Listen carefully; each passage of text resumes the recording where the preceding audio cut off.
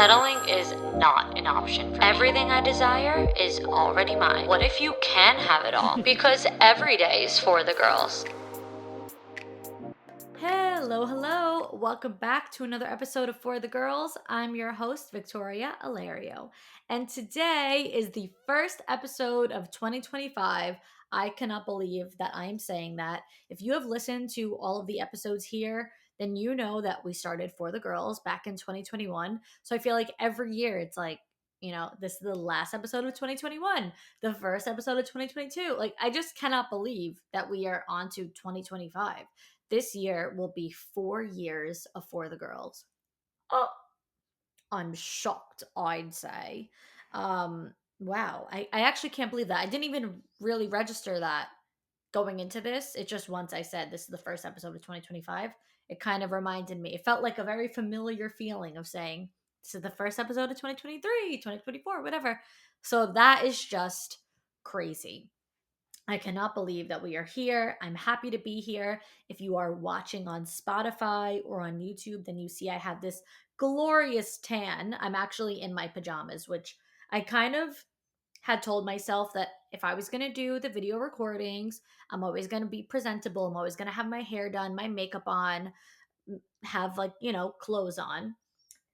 But here's the thing, I just got home from a 10-day vacation, hence the tan that you're seeing.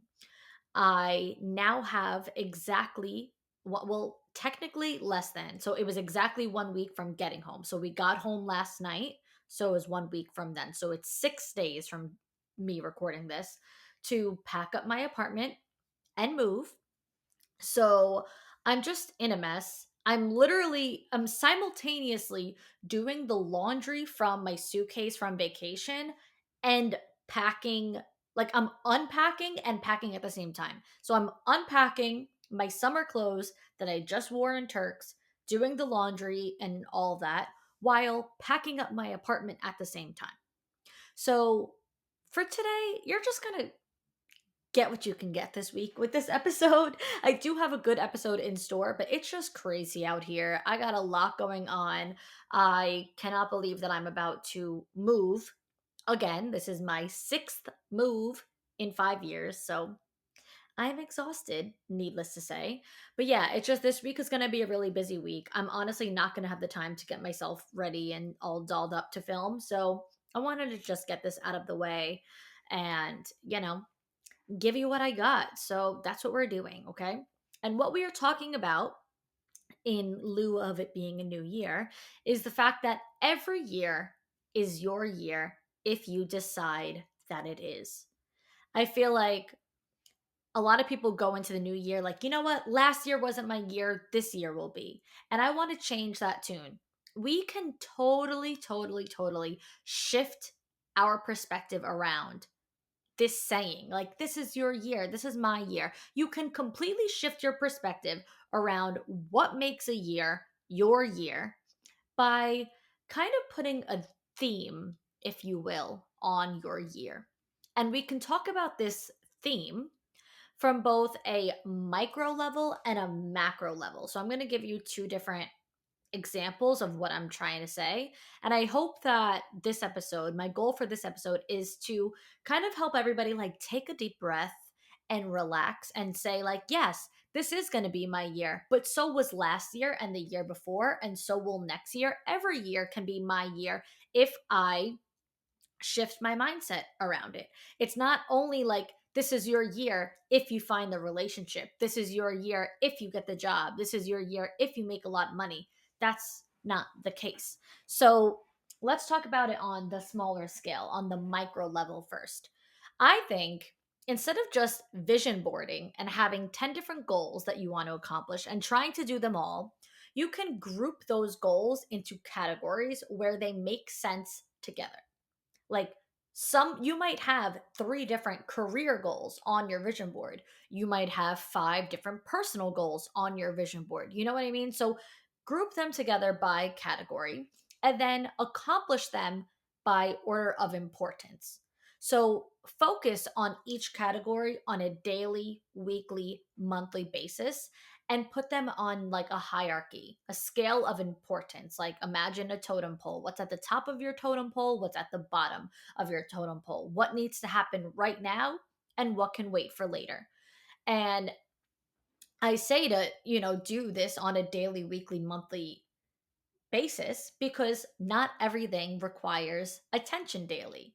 Or some things are more short term, short, like smaller goals, whereas other things are long term goals. They are things that you would see over a year, not on daily or weekly basis, but more of like a monthly basis. So, you're going to kind of figure it out like that. And then, of course, be realistic with them on a yearly basis. So, I think that I've said this before where I kind of stopped making my vision boards be only for that year. Like the vision board on my desktop might be from 2022 or 2023. I might have done it at the end of 2022 into 2023. I don't remember exactly, but I can tell you for a fact that I did not make it this year. I did not make it last year. Like it's been my background for quite a bit now. So when you make your vision board more, not to say like vague, but more generally speaking about just like your life goals, um then you're not going to feel like a failure because you have 20 things on your vision board, but you only made 5 of those things happen this year. That doesn't mean that those 15 other things now go in the garbage and now 2025 was a failure. No. So I like to make my vision boards come to life over a span of time. I remember saying in an episode years ago that I had a baby and an engagement ring on my vision board, which I actually now would be a good time for me to change my vision board because I have like engagement rings on there. And so I could change that to something new to add in there. And so I remember saying in a podcast episode, like, I don't even have a boyfriend, but I have pregnancy and I have marriage and a wedding and engagement on my vision board. So it's not like I think that it's going to happen now. Obviously, at that time, I didn't think I was going to get pregnant that year or get engaged that year. I did not even have any prospects. But my point was that I just had all of the things that I wanted on there. And then, I got to take them off as I accomplish things over time. And so that's why I do change it up as I accomplish certain things. So this was kind of my own personal reminder that it is time to change my vision board again because I can take certain things off right now. Um anyway, so I'm going to give you like a bit of an example of what I mean when I say like to be realistic with them on like a yearly basis because here's like two different things. Maybe you have a dream Euro trip on your vision board that requires say 2 months of traveling and taking off of work. Like you're really not going to be excuse me, you're really not going to be working throughout the summer because you're going to go on this Euro trip that goes around the world or all around Europe, whatever.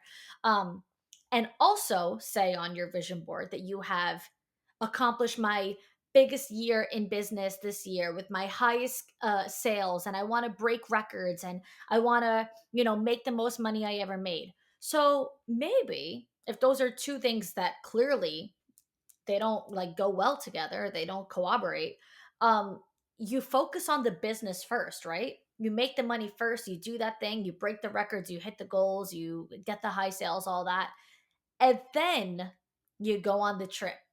As it's like, okay, that makes sense, now I could go on the trip with, an abundance of money because I just accomplished these things. I know these are two extreme examples, and I know the average person is not struggling to decide between making millions of dollars or going on a 2-3 month Euro trip, but you get the point of what I'm trying to say. These are two different vision board dreams that would not complement each other, they counteract each other.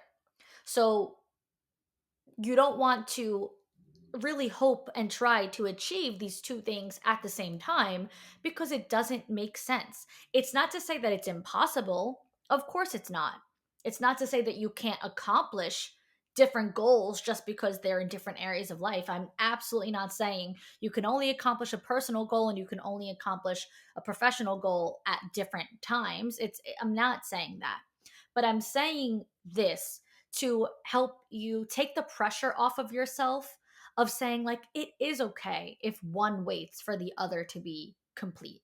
It's to take the pressure off yourself of doing everything all at once, and then being disappointed by the results because you didn't give your all to every single thing. You quite frankly couldn't give your all to every single thing, and you couldn't make every single thing happen back to back to back. I think people get in a race. I don't know whether it's a competition with others or a race within themselves, their own timelines, especially us women always put timelines on ourselves, but life is not that. Life is not a race. It's not a sprint. It's not a competition. There is no finish line that determines what place you come in. You can't come in first, second, third, fourth, fifth place in your life. And there's no timeline that determines at which point you are considered a winner or at which point you are considered a failure. These are all just things that we tell ourselves and convince ourselves. So you're not competing with others. This is you. This is your life on your own. You get to determine how it goes, what schedule you follow, what timeline you follow, even though I don't think that we should necessarily put ourselves on these things. But yeah, again, it's not to say, because on this show, I believe everyone can have everything. I believe you can have it all, and I do not think you should ever settle.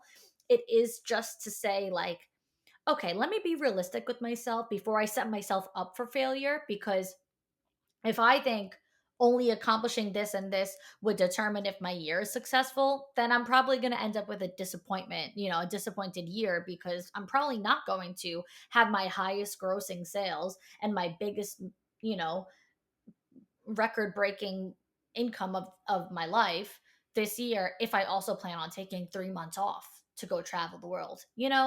Again, extreme examples, but you get the point. So that's on the micro scale, but then on the larger scale, and I say micro on the smaller scale because that's a little bit more tangible of like I said, the vision boards and the goal setting and stuff like that. But on the larger scale, on the macro level, I think you can follow the theme, like I said in the beginning, with just everything in life. So you can decide what your theme of 2025 is. I'm in my saying yes to everything era, or I'm in my finally saying no era. Like maybe this is the year where you start implementing boundaries, where you start saying no. This is the year where you start prioritizing self-love. Like this is my year to be selfish. I'm prioritizing self-love and self-care. Or maybe you're prioritizing trying new things this year or getting good at new things this year, getting out of your comfort zone, doing the hard things that you always told yourself you can't do. Or maybe this is your growth and health year where you get out of bad habits. And whatever the case is, by this macro scale of a theme, it's like all the areas, all the categories of your life will align with said theme: personal, professional, relationships, financial, whatever. So let's say it's your yes year where you say yes to everything and you start putting yourself out there. And simultaneously, your bad habit or toxic trait, if you will, has always been being a hermit and never leaving your house for anything at all. You're just always in the house. You have, let's say, a little bit of social anxiety or whatever it is that just makes you never put yourself out there. Now, because you're following this theme of it being your yes year, it can include anything like travel. Yes, I'm going to go on that vacation. It can include going out on the weekends and making plans with friends and making new friends. Yes, I'm going to do that. This is my yes year. I'm going to put myself out there on dating apps and meeting guys and go meet guys in person. Again, it could even be like the smallest things, such as going to the grocery store to do your grocery shopping in person instead of staying home and ordering your groceries, which I am very much guilty of. I mean, I don't like to say guilty because it's not like a bad thing. I think it's a great service that they offer these sorts of things. But sometimes there's no reason why I can't go to the grocery store. It's just, I'm just like, ugh, I'm lazy. I don't want to leave the house. I don't want to see people. So, say that you're in your era of getting out of the house and putting yourself out there, then those are some habits that you break. I'm going to go to the grocery store in person instead of ordering it. Or it could even be something like walking to your destination if it's close enough instead of driving. Maybe you just don't even get the fresh air because you never leave the house, you never get any steps in. Whatever it looks like, These are all just examples of following a theme and applying it to every single thing. So, like I said, 2025 can be your year if you decide that it is, just like every other year can be. So, what is it going to be your year of? 2025 is your year to do what? 2025 is your year of what? And I'm going to give you a breakdown of my past 7 years because I really reflected on this. This is how I like came up with this topic because I really thought about my life since 2018. I find 2018 to be a very significant year for me. Prior to that is like childhood, I feel like for me. I graduated college at 2016. So I feel like from 2016 and prior, I was still a student. And then 2016 to 2018, I was working my, post grad, what do you call that, entry level job. I was just kind of like, doing what you do at 21, like partying, whatever. There was really nothing of like significance, I feel like. And then 2018 to now, I can really reflect and break down the themes of each year. So I could group each one into like the category of that overall year. And I think this might be helpful for you to hear, which is why I'm sharing it, when it comes to figuring out about your years. And I don't want you guys to only look forward. I also want you to look back because I think that hearing this breakdown and this new perspective shift can offer you a new perspective in the sense that you can reflect on a year that maybe you thought was a flop. You thought that year was a failure. You're like, oh, I can't even think about 2021 because that year was full of fail and this and that and whatever. But as you hear this now with like tangible life lessons and stuff, maybe it'll help you shift your perspective and make you think differently about that time. So let's start with 2018, like I said. This was my year where I started to build the life that I wanted. This was my time that I started to build a career on my own, the lifestyle on my own that I felt like I was very much aligned with, when it comes to like being independent and everything that I wanted for myself, but I really didn't feel I couldn't have because I still lived with my parents. I was in my hometown. I didn't necessarily see like those things in reality. And also where I come from, a lot of people don't leave, which I think a lot of people can relate to. A lot of people don't leave. So I was very used to everyone around me playing small, which I believe limited my own beliefs. And so 2018 was my year where I dropped a lot of friendships. I quit my job. I became my own boss. And this is after 3 years of fashion blogging, which was a hobby for me. So I started in Fashion We Trust. I started creating content and blogging since 2015 in college. But 2018 was the year that I started to make money online. Working online finally became, excuse me, my job, which was essentially my dream job. So 2018 was my year where I really focused on that. All of 2018 for me was like just getting started and going hard. So the theme or significance of that year was getting out of my comfort zone, doing new things, doing something that, a lot of people put limiting beliefs on me in regards to. That's why I did drop a lot of friendships I lost, if you will. And no, I wouldn't say it was much of a loss, but I don't know. A lot of friendships ended. Okay, we'll put it that way. A lot of people were, I don't know, whatever it is, judgmental, jealous, whatever it might be, very opinionated when it came to what I was doing with my life. And so it was a big year for me to really like branch off, get out of those friendships that were holding me back, try new things, believe in myself, bet on myself, take chances, and just like I said, start something new and like really get going. And so that was the kickstart to the next, 7 years of my life. And then 2019 was my growth and expansion year. So this was the year where I moved out full time. I moved from New York, where I'm from, to Tampa, Florida. And I went away for college, but this was like true adulthood, like true living alone, a plane ride away. So there was major growth and exploration this year in all different ways. Trying out a new city, making new friends. I only knew a few people in Florida. I didn't go there with a bunch of friends.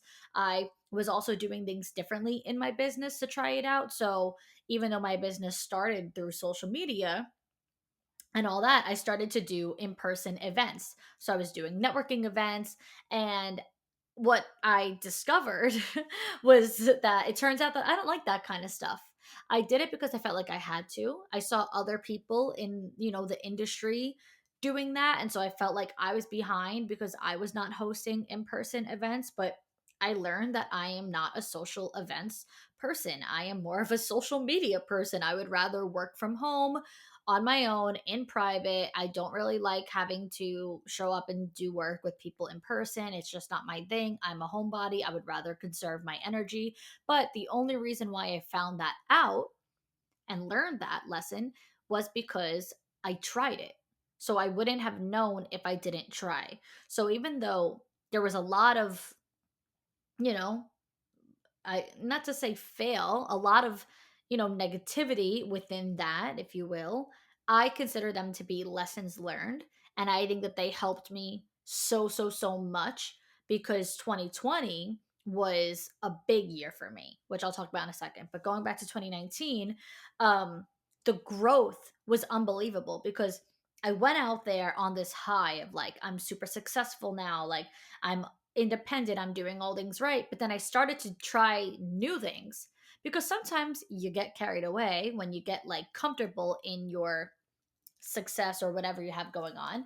And then you're like, all right, now I'm going to try this. Now I'm going to try that. Now I'm going to incorporate this thing. Now I'm going to incorporate that thing. And you do it because you feel like you have to. Because you feel like, well, if I got to this step, then I have to get to the next step. And if this person in my industry is doing this, then I should be doing this too. Clearly, I'm missing out on something. And so that was kind of where I was at, was just trying to pile on as much as I possibly can. And it turned out like I actually don't have to do that. So I really had a lot of growth and self discovery and went through, that kind of trial and error year in 2019.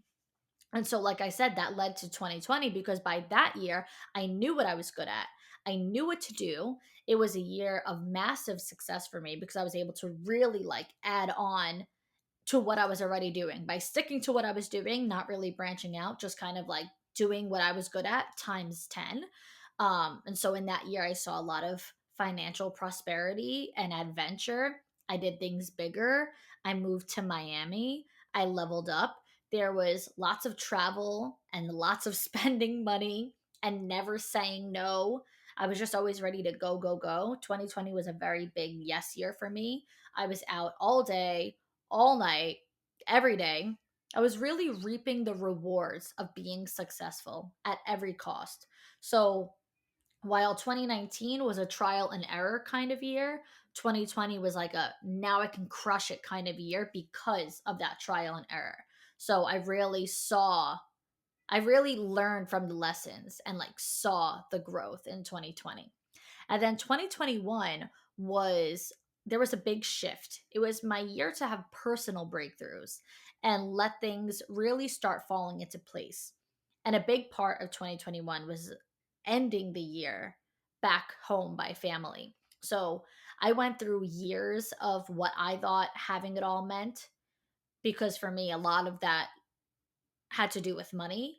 Like it still kind of does in a way. I highly believe in financial abundance. I highly believe in success and making, a lot of money. I think there's no reason to not strive for that.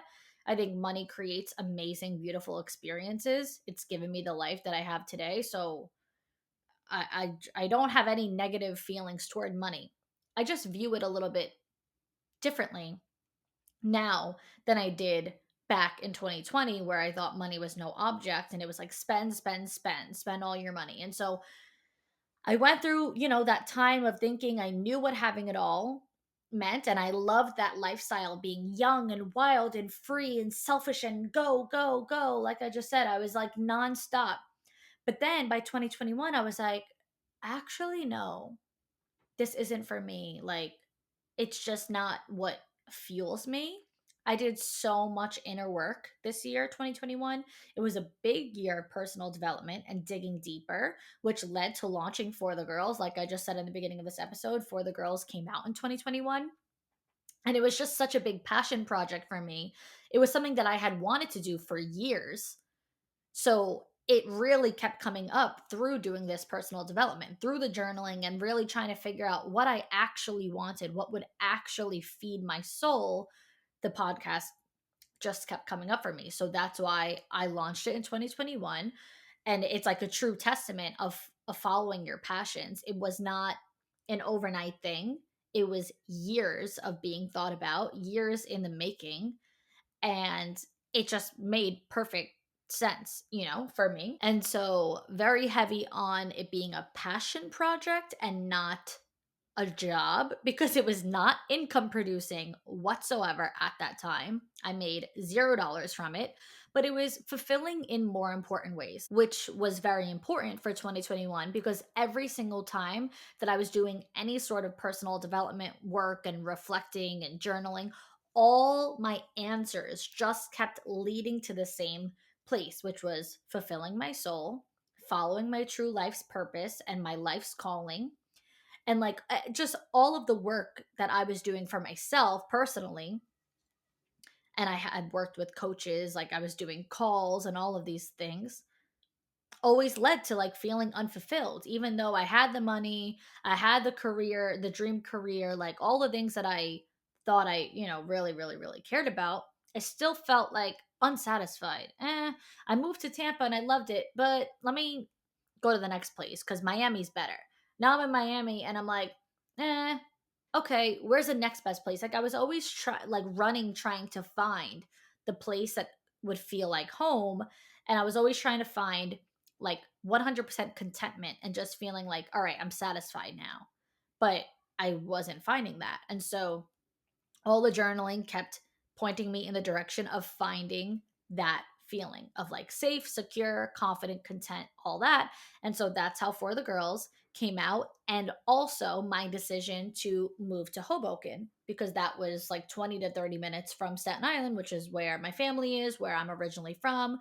And I remember writing in the caption when I was leaving Florida and moving back up north, saying in it like, I was like embarrassed to admit that I wanted to move back up north, because for me, I thought that that would mean I failed. Like, wow, I moved away from my hometown, and then only 3 years later, I'm going right back. So I felt like that's embarrassing. But home is where the heart is, right? Isn't that the saying? And like my heart was not in Florida. And so I didn't go all the way directly back to Staten Island. I went to Hoboken, which I loved. I talk all the time about how much I love Hoboken. If anyone is moving anytime soon, try Hoboken. I love it. I highly recommend it. Um, and so it just felt like things were really aligning in the right places at the right time for the first time in quite a while. I did like a super fast paced lifestyle. I enjoyed it. It's not like I was living a lie and I was like, oh, I'm so miserable. I very much liked the lifestyle that I lived at that time, but not for long, like not for a full time lifestyle. I think I'm just like a little bit more, too much of like a homebody for that. Like it was fun, okay, cool for like 3 to 5 months. Like, wow, this is so different. This is so cool, but not for a year or even longer. So I actually broke that lease in Miami, which cost me an arm and a leg. But luckily, I was still in my big spender era. So I felt perfectly fine doing that. I still think about that to this day. Anyway, so then fast forward 2022 was, now I'm like really expanding on this, right? Like like I said, I worked with coaches. I'm now doing, even offering the personal development help through the coaching. And For the Girls also in 2021 is when I started to do confidence coaching. So I'm like really in my like fulfilled era. Like I'm really starting to like expand now on feeling good. So 2022 was my year of prioritizing my personal life. I really started to step into my feminine energy. So much changed in regards to that because, especially if you've been following my content on, let's say, Instagram, which is where I really started, um, since back in the day, I was like business, business, business up until basically 2022. So those past 2 to 3 years, from now to then, um, I really like stepped out of my masculine energy. It's also natural for me to embody my masculine energy in general. Like I just have, I'm very strong in that, but I have really done the work to not rely on my masculine energy and not lead with my masculine energy. So 2022 was a very big stepping into my feminine energy era, and I felt comfortable leading with that energy and leaning into it and knowing how to balance out my masculine energy. And I started to feel really content with the decisions that I was making and the things that I was doing. So now I was closer to my family and my friends, which made my lifestyle in itself feel more wholesome. And that's like what I was going for. I wanted to feel surrounded by love. I wanted to feel wholesome, and I don't know, like I didn't want to feel, I was still independent, but I didn't want to feel so independent where you're so far detached and so far removed. Like one thing about my family is like Sunday dinner, like that's the tradition in my family. And so for those 3 years of living in Florida, I was watching my family have Sunday dinner through the group chat or through posting the food on social media. So I really missed that. And I felt like I was missing my grounding. Like those things are what really ground me and humble me and bring me back down to earth and remind me that like the money and the job and the fast pace and the going out and the traveling, like none of that actually matters if you're not, with the people that mean the most to you. And so I really missed that. I missed that lifestyle. I missed my family. And now 2022 is when I got that back. And so I do think that that had a lot to do with really being able to embody my feminine energy because I just felt safe. I just felt secure, which has so much to do with being able to embody your feminine energy. Because if you don't, if you can't, feel that way, if you don't feel that way, then you can't fully embody and step into that feminine energy. And so, with that said, I made career changes to align with my happiness. So, I leaned more into my own personal brand. I focused on For the Girls. I actually started TikTok 2022, which I can't believe I only started it then because I've been on Instagram forever. But I started TikTok 2022. I launched Vixen the Label in 2022, which was mostly a fail. Okay, we won't get into that. But I don't even care because it was still me nonetheless. Like all of my work finally became about me rather than about promoting other brands. So this was a big shift in my career. And I feel like it also aligns with being a big yes year. Like I just, everything that I wanted to do, I said yes to. I started to do it, whether it was with my career and making those changes, like I just said, or picking up hobbies, making new friends. I went out every weekend. I became super intentional about dating. Like I really, really leveled up when it came to dating. I was always dating beforehand, but I wasn't 100% sure of what I wanted. Like even though I thought I did, I'm like, yeah, I want a husband. I want to have kids. Like, yeah, that's very vague. That's very general. At that time, like beforehand, I would go on second dates with guys that I wasn't 100% sure about. I would keep giving chances to guys that didn't make me feel, like 100%.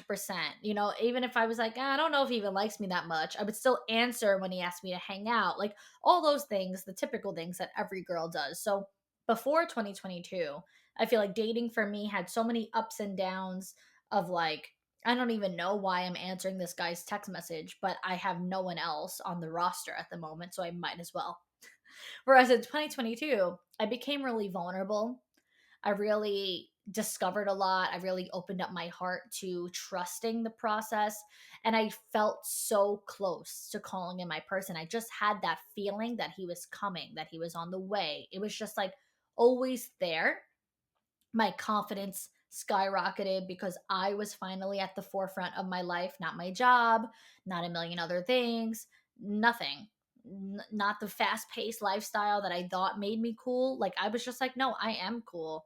I take pottery and that makes me fucking cool. Like, totally different. So I think that change of lifestyle and also the change of content. This is like so random, but because I mentioned TikTok, I think the change in my content and getting on TikTok and being open with the video and the talking and the vulnerability was a big part of this too, because I was now making the dating content and talking about my dating experiences, and I was connecting with a whole new audience, and I was growing online just by being myself and sharing my heart and sharing my feelings. And I think that helped me so much during this era. So let this message, let this be your sign to post the content, because it is life changing in the best way. Being able to express yourself and be vulnerable and share your experiences and all the things that I was doing online, and then being able to make money doing it too. I mean, on top of it, that was just the icing on the cake, because I wasn't making money on it, in the beginning, but all that was just like, whoa. And this also aligns with being able to make focus my career on myself, because I was now doing things that you can monetize, like the podcast I began to monetize, like the TikTok, like these things, by just being you. And it's not like you're in it for the money, because you're in it because it feels good and you're passionate about it. But then the money is a byproduct of it. And you're like, wait, I could totally shift, my lifestyle. I could change my life just by posting this content. So why not? So let this be your sign, because that was a big part of my 2022. And it was like the best thing. I miss that algorithm because TikTok does not favor me anymore. So I'm like always shadow banned. I literally posted a video today that has 100 views. Oh, okay. Thank you. Anyway, let's fast forward to 2023, because 2023 was a good one. This was the year where it all made sense. It was the year where I finally found love. But it was not only the year just to find love, but to finally say, I get it now. I understand why every year led to this. I understand why I did not find love in 2020 or 2021. It all makes perfect sense, because each decision that I made and each little thing that I did, no matter how big or how small, all turned into a lesson that needed to be learned. It all turned into me moving and being in the different places that I was supposed to be. And it was all meant to end up here at this point in time. So that our timelines worked out so perfectly, because he had been going through something and I wasn't even living here, so it wouldn't have worked out prior to then. Like, the fact of the matter is, every single thing that I did year to year, even to the point where I was so uncomfortable and so like could not wait to move, and I was not happy staying in Miami, and I was like so excited to go home, like even that little period of discomfort or pain was necessary, because it put me in the right path to being in the place that I was at in 2023 in order to be set up and meet my future husband. I would not have found my true love during any of those years, because it wasn't my journey at the time. I had so much more to get done, so much to figure out, so much to work on personally, professionally, so much internal healing that I had to finish and, like achieve, so many breakthroughs to go through and decisions to make, and many more levels of maturity to unlock. So by the time 2023 came around, it was like, been there, done that. Meeting him felt like a breeze. It felt natural, it felt right, and it felt like it was all in divine timing. Like I just said, there was very little doubt or insecurity ever. There were moments, obviously, of like, I hope that this works out. It was more of hopeful feelings rather than insecure feelings. I hope I hear from him again. I hope he doesn't bail. I hope that it works out. You know how you feel when you meet someone that you finally like. But it never felt hard. It never felt like it wasn't going to work out. And I had never experienced that before. I never had experienced so much confidence in a guy, confidence that he would show up, confidence that he likes me just as much as I like him, confidence that he misses me when I miss him. But I'm convinced all of that worked out the way it did only because of all of the work that I had done prior and all the things, the life I experienced prior. I didn't just sit around and wait to meet someone. I didn't just sit around and say, you know what, every year has sucked, but 2023 will be my year. No, I grew every year. I did the work every year. And I was fine being single and independent because I just kept focusing on me and the shit I had to do and get done. And so I moved again in 2023 back to Staten Island, the apartment I'm in right now that I'm about to leave. Oh my God, I can't get over it. But I moved back to Staten Island for good. Not just close by, not in New Jersey because it's 20 minutes away, not a half hour away. No, I finally surrendered and moved back to my hometown, which is ultimately the place that feels the most like home for me. And so, again, it all just made sense. 2023 was the year of surrendering. I surrender. Aha moments went off in my head. Everything made sense. And then it all led to 2024, which again made so much sense because 2024 was my year of finding comfort in the slowness and that feeling of settling down. Prior to 2023, like in those years of the moving around, I know I moved again in 2023, but I moved even closer to home. But like prior to all that, there was no slowness in my life. I never felt settled. There were times where I had traveled week after week, month after month, and lived out of a suitcase most of the time. Like, I would just be like, oh, I need to pack for this and pack for that and pack for that. I don't even want to be home. I'm never going to be home. Like, I just always was on the go. I never even wanted to be home. There was that pride in, like, oh, I'm never home. I'm always out. I'm always traveling. I mean, shit, I moved 5 times in 4 years.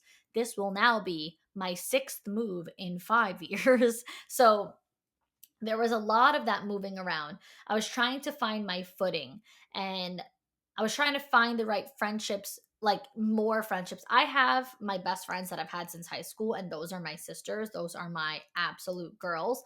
But we haven't been the like going out together friend group in a while just because we all live completely different lives and do different things and don't even live near each other. So I was like always trying to find like more friends to go out with and like people like it was just like nothing was ever enough. I was always trying to find more and more and more. And so I was constantly going out even when I didn't want to, even when it wasn't fun to me, just because I felt like I had to. And so all that to say, 2024 was a year where I finally stopped doing that. I always felt before like I had to, like I was boring if I don't. But then, 2023, a lot changes when you meet your person because you realize a lot about yourself because that person never makes you feel like you're boring. That person never makes you feel like you need to do more or be more. So he helped me learn a lot about myself because I felt like I was never anyone's first choice. I was never picked. I was never the friend that someone called to go out first. I was the friend people called because their first choice couldn't go. Are you free? I was going out with this one. Now she's not around. So I always felt like plan B or the backup. Like I always struggled a little bit with that when it came to like friend groups and friendships. And again, this has nothing to do with my group of best friends because they're like my sister's ride or die, but we legit talk in the group chat every day and we're perfectly fine if we don't see each other. So it's more like, the going out friends, quote unquote. And so 2024, I was just so content and so comfortable in my own element. My career is stable. My relationship is stable. All of my relationships are stable. My friendships, like I just said, my family. I didn't need any extra friends. I was like, I'm fine with every single thing that I have. So my personal life and my professional life were as perfect as they could get at this stage. I wasn't looking for more. I wasn't looking for more money. I wasn't looking for a bigger career change. I was happy with making the money that I make, happy with doing what I do. I love what I do. And I love my friendships and all the personal things in my life. So 2024 was a big year of feeling content, which I just spoke about contentment in the episode titled The Grass Isn't Greener on the Other Side. It came out December 16th, 2024. And that episode is very symbolic of my 2024 year because I think beforehand, all of that more energy did come from looking at everyone else's grass and thinking that their grass was greener and wanting what they have and wanting their grass.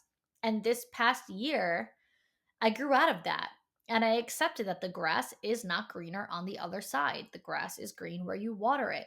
And so that's all I did in 2024 was water my own grass. I focused on what I do have, not what I don't have.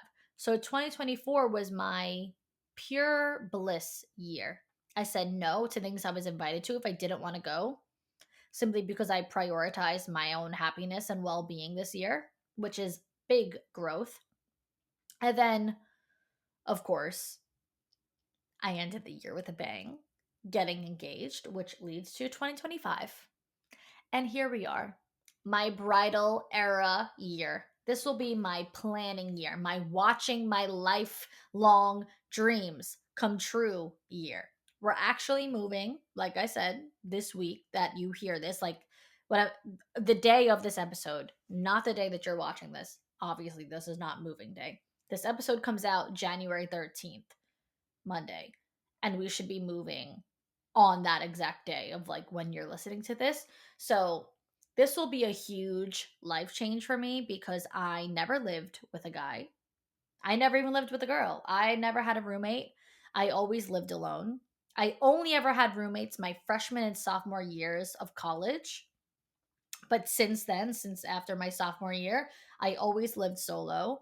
I created my routines and my lifestyle, and everything is mine, and I don't have to share and I don't have to compromise. So, this is going to be really new for me, but I'm kind of teasing a little bit. It's not going to be that hard, okay? I'm very excited. Of course there will be changes, there will be sharing, there will be compromise, but we got along so well. I'm really excited, and I think all of this really, like entering this era of moving for the first time, with a guy and being engaged and planning a wedding and all of that, I find that and 2025 to be super symbolic of turning 30 and what my 30s era will be, because I am turning 30 in February. February 7th is my birthday. And I feel like the past decade, my 20s, was so focused on my independence and being single and working on my career and doing things alone. And I don't need anybody. I only rely on myself, and I could be selfish and I could pick up and go whenever I want. I could travel wherever and whenever. And my life really got to be about nobody other than me throughout my 20s. I could prioritize myself and nobody else throughout my 20s. So before this era, I never had anyone to rely on and depend on. And now I do. And he will also rely and depend on me too. So it feels nice because it's not like now my life is not only going to revolve around me, it's going to get to revolve around somebody else too.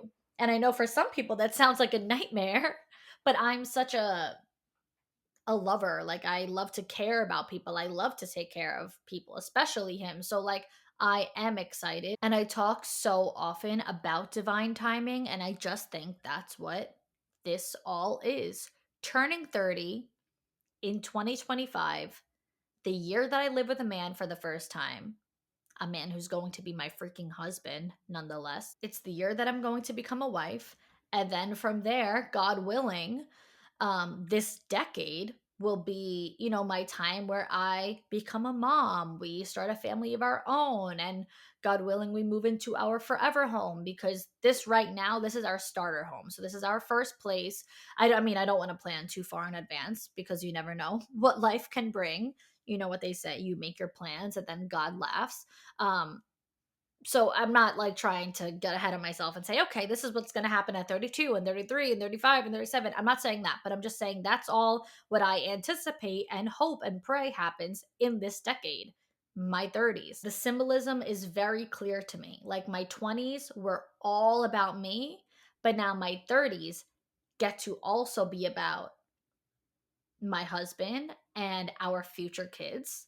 So, yeah, I just think that there's a symbolism there that all of this is happening now in 2025. I feel like so far my life can now be broken up into two parts. Like, I believe I just ended part one in the book of my life, and now I'm beginning part two. And then, of course, there will be more parts as I go into more chapters. Once you do have kids and they get older, and God willing, you have this amazing life and future ahead of you, there will be a part four, a three, four, five, whatever. But I feel like part one just ended. I feel like all of that selfish season and whatever was like kind of combined with my childhood. So now I feel like they always say, like, your life begins again when you get married, and your life begins again when you have kids. And so I feel like that's what's happening here. I just turned the page on part one of the story of my life, and I'm just now beginning part two. So, yeah, I'm very excited. There's so much to come. And those were the themes of each year for me. That was my overall reflection that I wanted to share with you girls that I did, in my lonesome when I was just journaling and reflecting and looking back on the years, which I have so much respect for every year, and I'm so proud of all of the things. But my overall consensus tells me exactly how I started this. Each year was my year, including the failures and all, because each year brought lessons and success in different ways and growth and personal development. And I always found happiness in each season from all different things. And I always followed my heart, even if that meant making very hard decisions. So each year got me one step closer to everything I wanted. And that's exactly what I want for you girls, to find the theme of each year and discover how it can all lead to your big thing and your big moment, and decide now what your theme of 2025 will be. And so, girls, that is all we have for today. Before you go, I would love if you can leave 5 stars, a review. If you're watching on Spotify, leave a comment on this episode. It is so greatly appreciated. It helps the show so much. If you're watching on Apple, you could go on my podcast page, scroll down, leave a whole review there. It just would mean the world to me. So thank you, girls, so much for listening. Until next time, girls.